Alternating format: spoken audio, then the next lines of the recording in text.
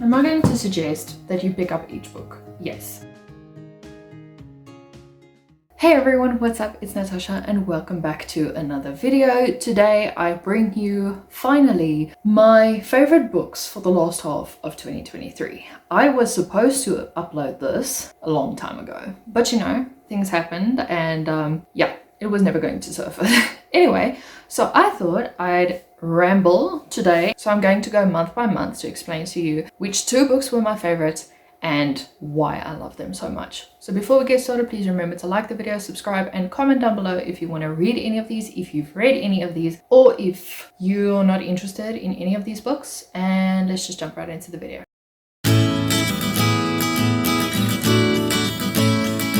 So the first book should actually come as no surprise to anyone because I feel like this was a lot of people's favorites. And I'm not ashamed about it. I truly love this book.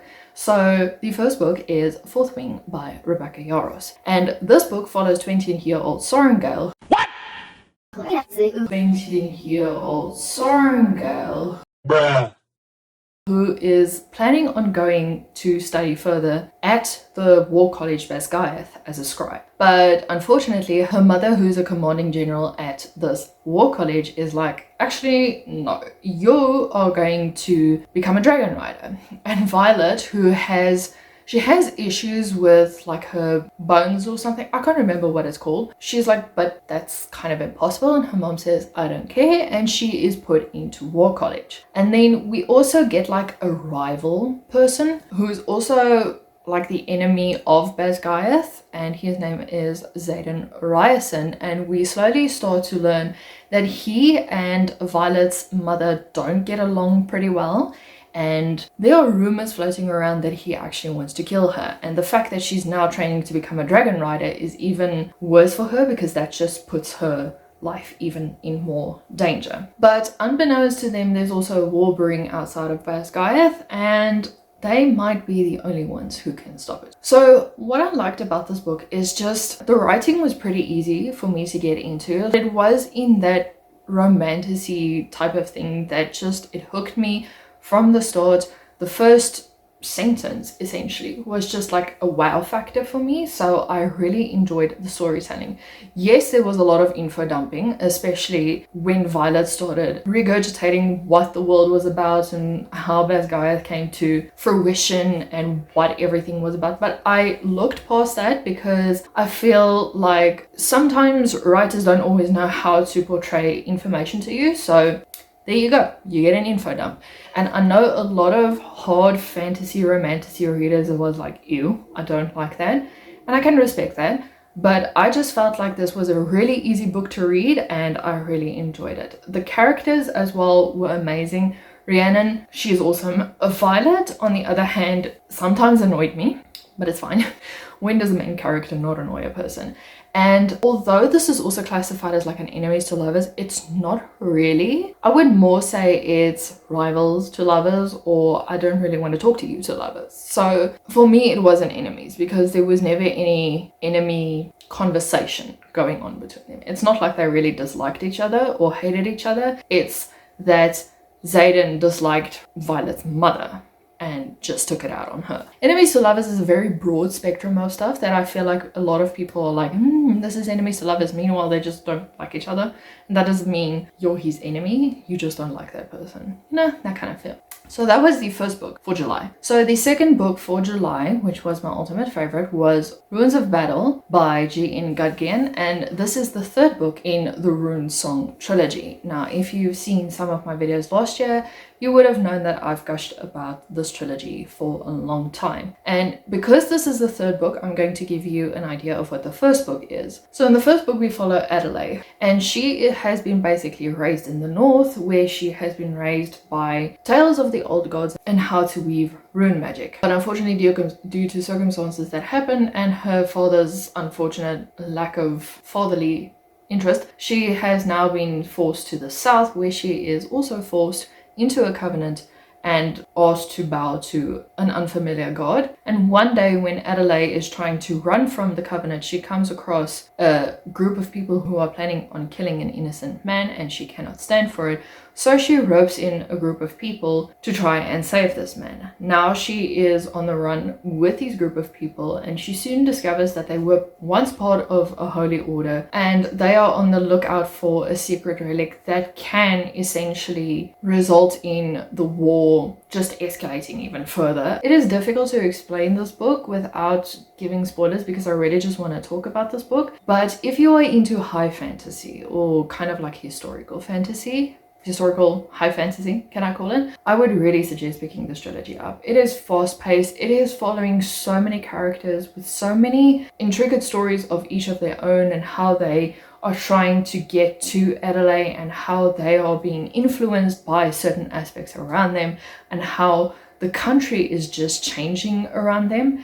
And it's a wild ride from start to finish, but the ending of the third book was just my ultimate favorite, and I couldn't not love it. I loved it all. I am quite a fan, even though I'm not very familiar with it, of Norse mythology, and just diving a little bit into it, especially with this, because we have like a group of people who are Vikings. It was just so awesome to read about, and Gian Gudgian really did his research on it, and you can see it, and it's amazing. I never thought I would really like historical fiction, but reading this, it's amazing, and I really would suggest picking it up. Moving on to August, we have my first favorite, which is, to no one's surprise probably, Six of Crows. And in this we follow Kaz Bracker, who is very famous for being this unstoppable criminal in Ketterdam. He is then roped in to try and retrieve a hostage from an impenetrable fortress, and Kaz cannot do it on his own.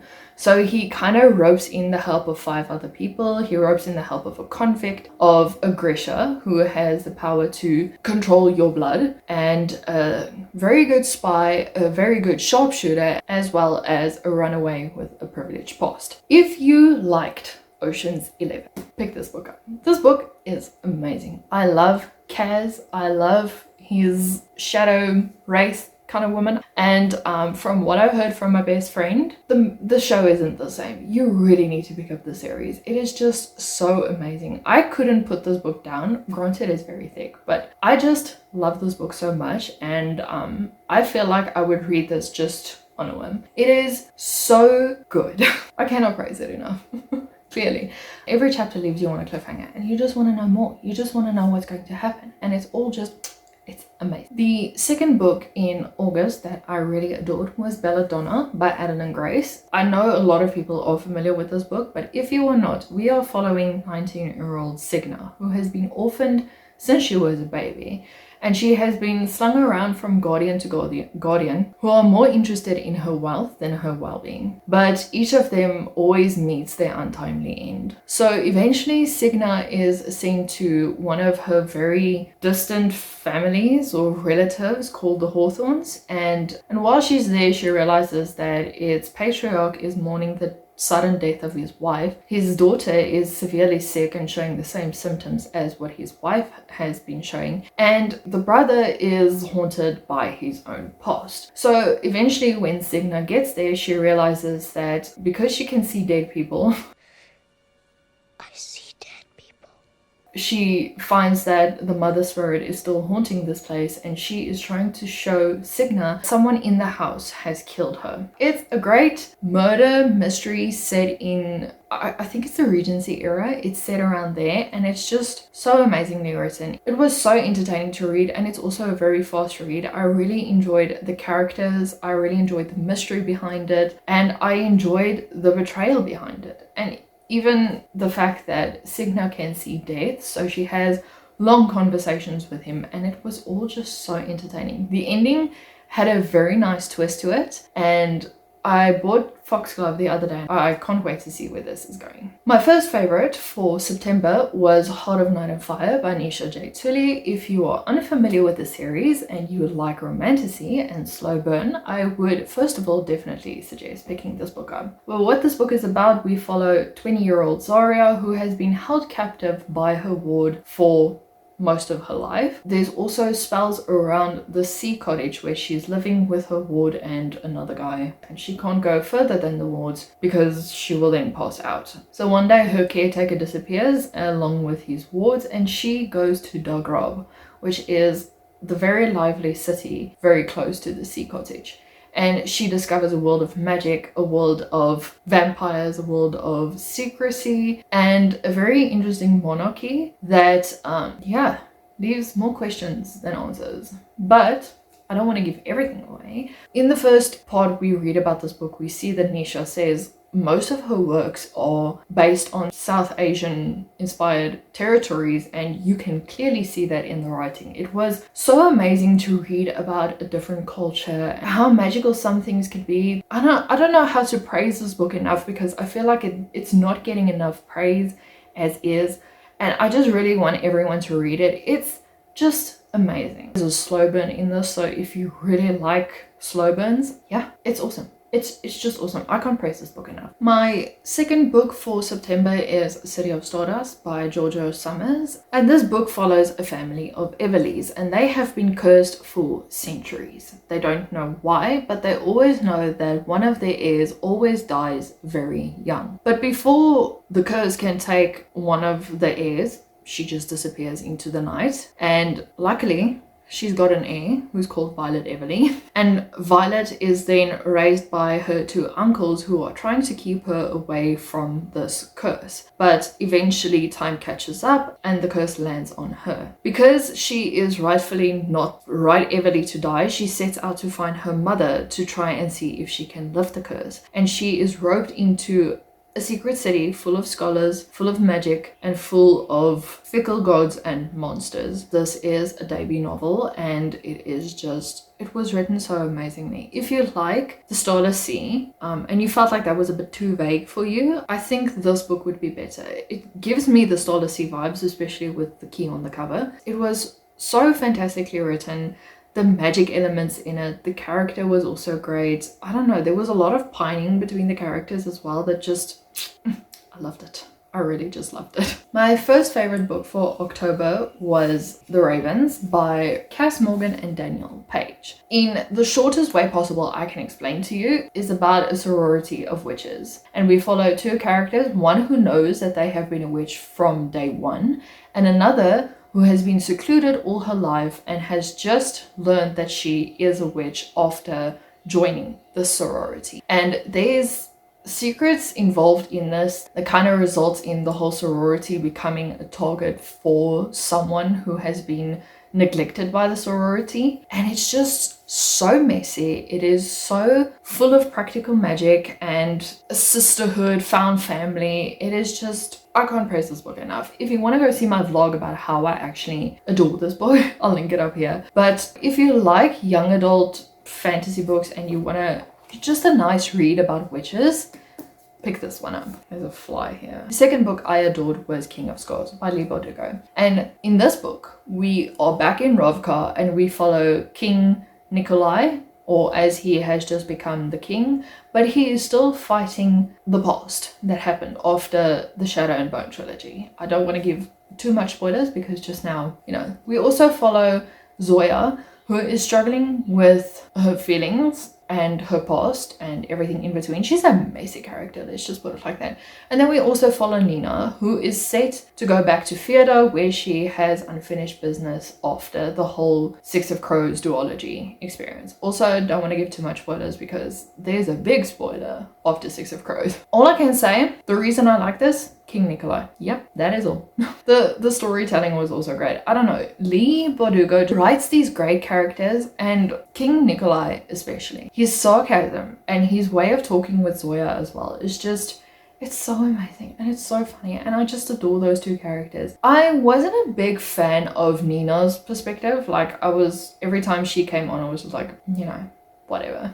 But the rest, I love them. I really, really love them. There were some points where I felt like, okay, this could have been a bit shorter. It was great. I loved it. The first book I liked in November was Iron Flame by Rebecca Yarros, and I'm not gonna elaborate a lot on why this book was my favorite, essentially because I already mentioned Fourth Wing, and I don't want to give away a lot of spoilers for Iron Flame if nobody read the book yet. All I can say about it is just it's a continuation of where Fourth Wing left us off with, and it is a bit darker and it is a bit more political in the sense that the war's brewing and they need to make plans to stop the war from happening. Like I said, the other thing also with Fourth Wing is Violet is just sometimes annoying, but you get over it. So it was an awesome book.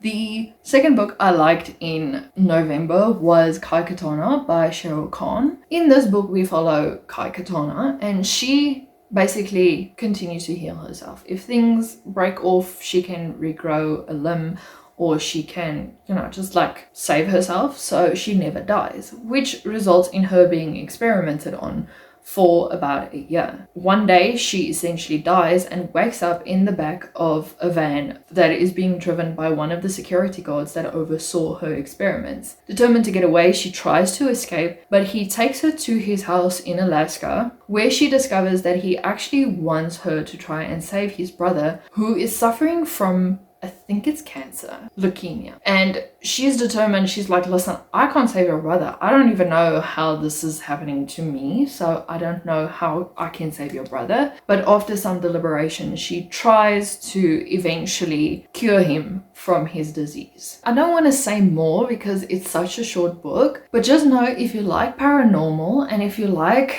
very whimsical, out of the blue, I wasn't even sure that was going to happen kind of books, yeah, this one's for you. Then my favorite for December is Ninth House by Leigh Bardugo. And Leigh Bardugo never disappoints. So Ninth House follows Alex Stern, or Alex Galaxy Stern, and she has escaped a very dark past where everyone around her has died in a gruesome murder and she's the only living survivor. And one of Yale's secret society members comes up to her and he's like, listen, I can let you go and you can suffer the consequences and be under investigation for whatever happened there, or because you can see ghosts, you can work for Leith, the secret society that oversees like all 9 societies in Yale. And Alex, not seeing any other choice, decides that she's going to agree to Leith's suggestion. Obviously it's not going to be that easy. She's also going to have to run with classes, and in the first semester of being in Yale she discovers that there is more to magic than just seeing ghosts. She's also introduced to Leith's golden boy